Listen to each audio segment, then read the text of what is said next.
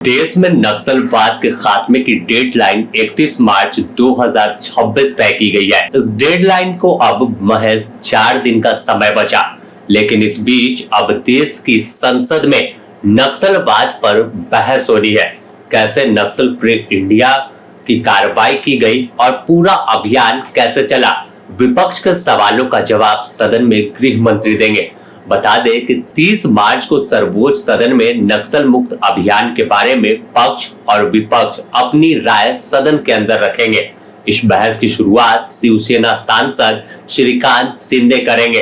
बहस अल्पकालिक चर्चा नियम 193 के तहत शुरू की जाएगी, जिसमें नक्सल के पूरे अभियान पर गृह मंत्री अमित शाह सदन को बताएंगे। साथ ही विपक्ष के सवालों का जवाब भी सदन के जरिए सरकार देगी।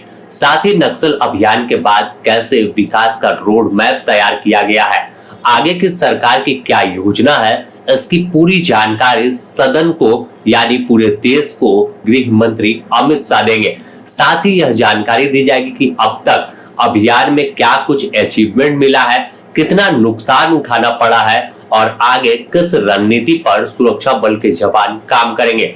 आखिर आदिवासी इलाकों की जमीन का या पर उनके हक अधिकार के लिए जो अब तक भटके हुए थे, उन्हें किस तरह से सरकार सरकारी तंत्र से जोड़ेगी, सरकारी अमले को उन गांव तक भेजेगी जहां आजादी के अब तक कोई नहीं पहुंचा था।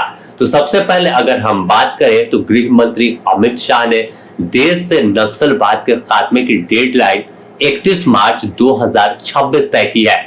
कई मौके पर गृह मंत्री नक्सलियों को 2 टूक जवाब भी दे चुके हैं कि हथियार डालकर वापस लौट आओ, एक गोली नहीं चलेगी। साथ ही उन्होंने सरकार की आत्मसमर्पण और पुनर्वास नीति के तहत सभी को हथियार छोड़कर मुख्य धारा में लौटने की अपील की, जिसका फायदा भी दिखा। कई बड़े माओवादी गृह मंत्री की अपील के बाद वापस लौटे और हथियार डालकर सशस्त्र आंदोलन को विराम दे दिया, साथ ही नई जिंदगी की शुरुआत की। हाल की अगर हम बात कर ले तो छत्तीसगढ़ के बस्तर संभाग में बड़ी संख्या में नक्सलियों का आत्मसमर्पण हुआ, जिसमें सेंट्रल कमेटी सदस्य लेकर पोलित ब्यूरो मेंबर हैं, जिन पर 1-1 करोड़ रुपए का इनाम था। इनमें अगर कुछ बड़े नाम की चर्चा करें तो रुपेश जी, जिनके साथ करीब 160 से अधिक नक्सली जंगल से पहली बार बाहर आए थे और छत्तीसगढ़ सरकार के सामने हथियार डाल दिया। इसके बाद बारस देवा, जिसने तेलंगाना पहुंचकर आत्मसमर्पण किया और सरकार की आत्मसमर्पण और पुनर्वास नीति के तहत उसने नई जिंदगी की शुरुआत की। और अगर इनसे पहले हम देखें तो महाराष्ट्र के गढ़चिरौली जिले में मुख्यमंत्री देवेंद्र फडणवीस के सामने सोनू दादा ने आत्मसमर्पण किया था। तो ये टॉप कमांडर थे। इनके अलावा कई ऐसे कमांडर हैं, चाहे बस्तर में पापा राव की ही बात कर ले तो यह तमाम वो नक्सली थे जिन्होंने हथियार छोड़ा और मुख्य धारा में लौट गए। और एक ऐसी तैयारी की गई है कि जो नक्सली आत्मसमर्पण कर रहे हैं, जो बड़े कैडर थे, उनकी सुरक्षा के साथ साथ उनके आने वाले जिंदगी कैसे गुजर बसर होगी, इसकी पूरी तैयारी आत्मसमर्पण और पुनर्वास नीति के तहत राज्य सरकार मुहैया करा रही है।